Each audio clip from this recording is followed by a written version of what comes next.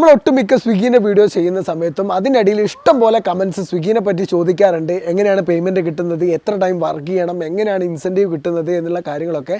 അതിനനുസരിച്ച് ഞാനൊരു Q&A post നമ്മുടെ കമ്മ്യൂണിറ്റി ടാബിൽ പോസ്റ്റ് ചെയ്തിട്ടുണ്ടായിരുന്നു. സ്വിഗ്ഗിയുടെയും സൊമാറ്റോനെ പറ്റിയിട്ട് എന്ത് ഡൗട്ട് ഉണ്ടെങ്കിലും അവിടെ ചോദിക്കാനും അതൊരു വീഡിയോ ആയിട്ട് ഞാൻ Q&A വീഡിയോ പോലെ ചെയ്യാമെന്ന് പറഞ്ഞിട്ട്, പക്ഷേ അതിൻ്റെ ഇടയിൽ വന്ന കമൻറ്റ് ഞാൻ വായിച്ചപ്പോൾ ഞെട്ടിപ്പോയി ഗൈസ്. അതിനിടയിൽ first comment, first crush and first love. ചേട്ടനും വൈഫും നൈബേഴ്സ് ആണല്ലോ, ലവ് മാരേജ് ആണെന്ന് മുന്നേ ഒരിക്കൽ പറഞ്ഞിട്ടുണ്ട്. സോ നിങ്ങളുടെ ലവ് സ്റ്റോറി പറയാമോ? ഞാൻ Q&A ചോദിച്ചത് സ്വിഗ്ഗിയുടെയും സൊമാറ്റോയുടെയും കാര്യങ്ങൾ ചോദിക്കാനാണ് ഡേ. എന്തായാലും ഇങ്ങനത്തെ കാര്യങ്ങൾ നിങ്ങൾക്ക് അറിയാൻ താല്പര്യമുണ്ടെന്ന് തോന്നുന്നു. അപ്പോൾ ഞാൻ അതിനെപ്പറ്റി ഒരു വീഡിയോ ആയിട്ട് ചെയ്യാം. ഓക്കെ, അപ്പോൾ തൽക്കാലം നമുക്ക് സ്വിഗ്ഗിയുടെയും സൊമാറ്റോയുടെയും ഒരു Q&A സെക്ഷനിലേക്ക് വരാം. ഫസ്റ്റ് ക്വസ്റ്റ്യൻ എന്ന് പറയുന്നത്, സ്വിഗ്ഗിയിൽ ജോയിൻ ചെയ്യാൻ എത്ര റുപ്പീസ് കൊടുക്കണം? നമ്മുടെ പ്രവീൺ എന്ന് പറഞ്ഞിട്ടൊരു മച്ചാൻ ചോദിച്ചതാണ്. സ്വിഗ്ഗിയിൽ ഞാൻ പണ്ട് ജോയിൻ ചെയ്തപ്പോൾ 550 രൂപയായിരുന്നു.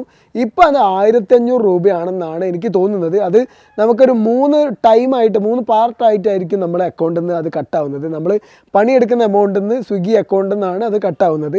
500 വെച്ചായിരിക്കും മേ ബി കട്ടാവുന്നത്. 1500 രൂപയാണെന്ന് തോന്നുന്നു. നമ്മൾ ഫസ്റ്റ് കയറുന്ന സമയത്ത് എനിക്ക് തോന്നുന്നു ഒന്നും കൊടുക്കേണ്ടി വരില്ല. ബാഗിൻ്റെ എമൗണ്ട് എന്തോ കൊടുക്കണം തോന്നുന്നു. എന്തായാലും ഇങ്ങനെയാണ്. മൊത്തത്തിലൊരു 1500 രൂപ നമുക്ക് അക്കൗണ്ടിൽ നിന്ന് കൊടുക്കേണ്ടതായിട്ടുണ്ട്. കോഴിക്കോട് സൊമാറ്റോ ഓർഡർ കൂടുതൽ കിട്ടുന്ന സോൺ ഏതാണ്? അഭിഷേക് മച്ചാൻ ചോദിച്ചതാണ്. അത് ബ്രോ എനിക്ക് അറിയില്ല, അങ്ങനെ കറക്റ്റായിട്ട് ചോദിച്ചിട്ടുണ്ടെങ്കിൽ അറിയില്ല. ഓൾമോസ്റ്റ് എല്ലാ സോണിലും നല്ല ഓർഡർ ഉണ്ടെന്ന് തോന്നുന്നു. മേ ബി മലാപ്പറമ്പ് സോണിൽ മാത്രം കുറച്ചൊന്ന് കുറവുള്ള പോലെ എനിക്ക് ഫീൽ ചെയ്തിട്ടുണ്ട്.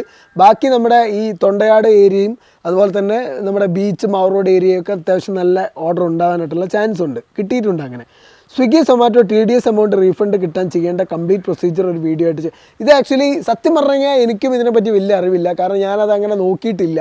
TDS എമൗണ്ട് വേറെ ഒന്നുമില്ല, നിങ്ങൾ ഇൻകം ടാക്സ് ഫയൽ റിട്ടേൺ ചെയ്യുക, ITR ഫയൽ ചെയ്യുക, അത്രേ ഉള്ളൂ. അത് ഒരു ടാക്സ് കൺസൾട്ടൻറ്റിനെ മീറ്റ് ചെയ്യുന്നതായിരിക്കും നിങ്ങൾക്ക് കുറച്ചുകൂടെ ബെറ്റർ.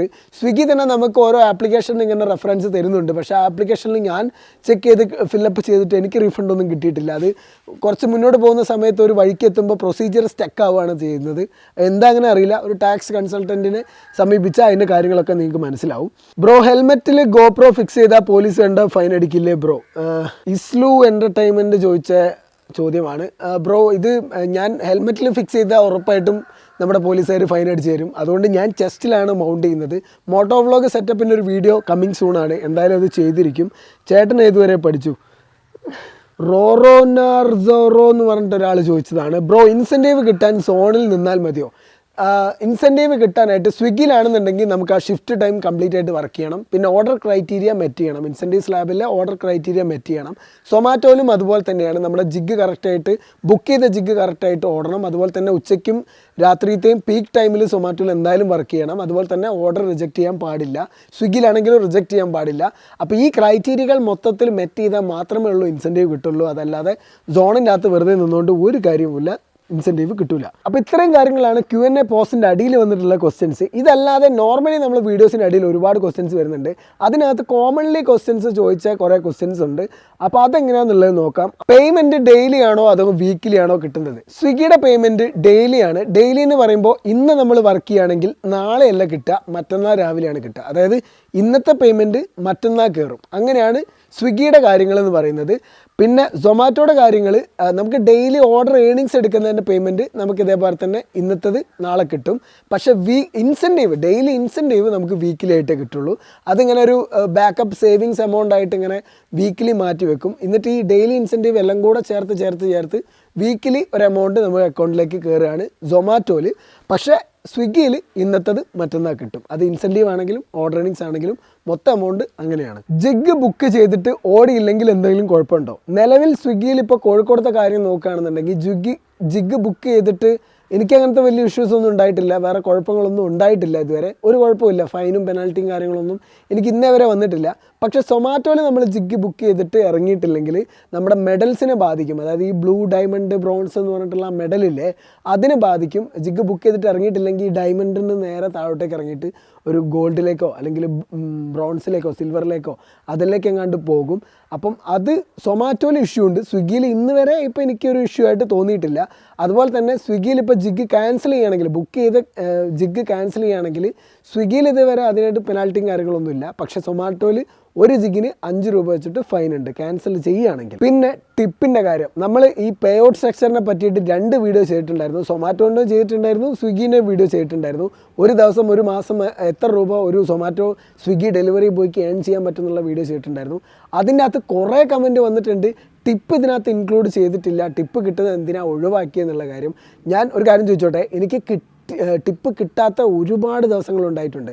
ഈ മെനങ്ങാന്ന്, അതായത് ഇന്നലെയല്ല മെനങ്ങാന്ന് ഞാൻ സ്വിഗ്ഗി ഇറങ്ങിയ സമയത്ത് എനിക്ക് 20 രൂപയാണ് ടിപ്പ് കിട്ടിയിട്ടുള്ളത്. ഈ 20 രൂപ മാത്രം കിട്ടിയ ദിവസമുണ്ട്, അതുപോലെ തന്നെ 100-150 രൂപ ടിപ്പ് കിട്ടിയ ദിവസമുണ്ട്, ഒന്നും കിട്ടാത്ത ദിവസങ്ങളുണ്ട് ടിപ്പ്.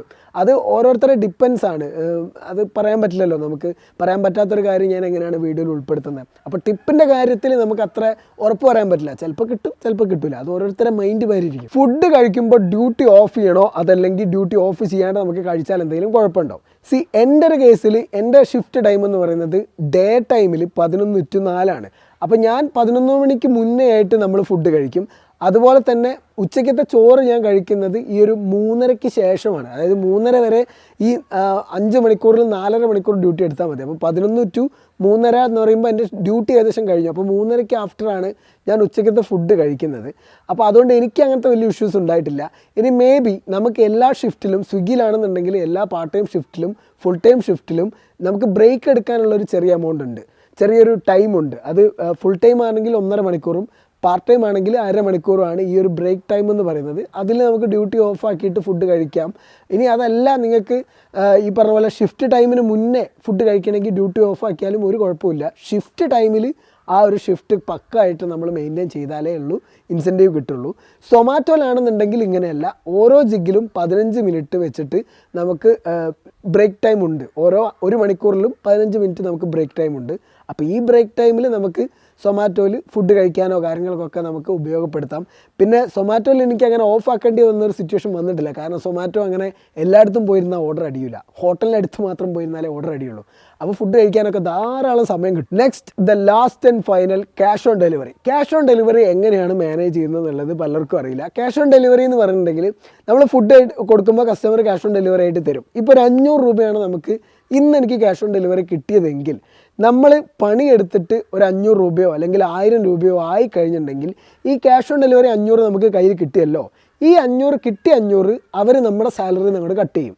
അപ്പോൾ നമുക്ക് ടോട്ടൽ ഇപ്പോൾ ഇന്നൊരു 1000 രൂപയാണ് കിട്ടിയതെങ്കിൽ 500 നമുക്ക് ക്യാഷ് ഓൺ ഡെലിവറി കിട്ടിയാൽ ബാക്കിയുള്ള, അതായത് 1000 പോയി ബാക്കിയുള്ള 500 മാത്രമേ ഉള്ളൂ നമുക്ക് അക്കൗണ്ടിലേക്ക് തിരിച്ച് കയറുള്ളൂ. ഇനിയിപ്പോൾ 1000 രൂപ ഇന്ന് ക്യാഷ് ഓൺ ഡെലിവറി കിട്ടി, 1000 രൂപ ഇന്ന് പണിയെടുത്തിട്ടും കിട്ടിയെങ്കിൽ നമ്മുടെ അക്കൗണ്ടിലേക്ക് ക്യാഷ് വരില്ല. നമ്മൾ പണിയെടുത്ത 1000 രൂപ സ്വിഗ്ഗി അങ്ങോട്ട് കൊണ്ടുപോകും. കാരണം ഓൾറെഡി നമുക്ക് ക്യാഷ് ഓൺ ഡെലിവറി ആയിട്ട് 1000 രൂപ അഡ്വാൻസ് പേയ്മെൻറ്റ് കിട്ടി. അപ്പോൾ ആ സ്ഥിതിക്ക് നമുക്ക് പേയ്മെൻറ്റ് തരേണ്ട ആവശ്യമില്ലല്ലോ. അപ്പം ഇങ്ങനെയാണ് സ്വിഗ്ഗിയിലാണെങ്കിലും സൊമാറ്റോയിലാണെങ്കിലും ഇങ്ങനെ തന്നെയാണ്. സൊമാറ്റോയിലും സ്വിഗ്ഗിയിലും ഒരു ലിമിറ്റുണ്ട്. സൊമാറ്റോയിൽ കുറച്ച് ചെറിയ ലിമിറ്റാണ്, സ്വിഗ്ഗിയിൽ നമുക്ക് കൂടി ലിമിറ്റുണ്ട്, 2200-2500 വരെ ലിമിറ്റുണ്ട്.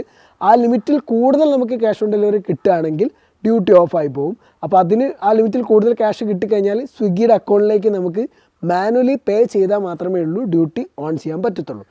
അപ്പോൾ ഇത്രയും കാര്യങ്ങളാണ് ഈ വീഡിയോയിനകത്ത് ഞാൻ എക്സ്പ്ലെയിൻ ചെയ്യുന്നത്. കൂടുതൽ എന്തെങ്കിലും ഡൗട്ട് ഉണ്ടെന്നുണ്ടെങ്കിൽ താഴെ കമൻറ്റ് ബോക്സിൽ എഴുതി അറിയിക്കുക. അപ്പോൾ see you on the next video. By.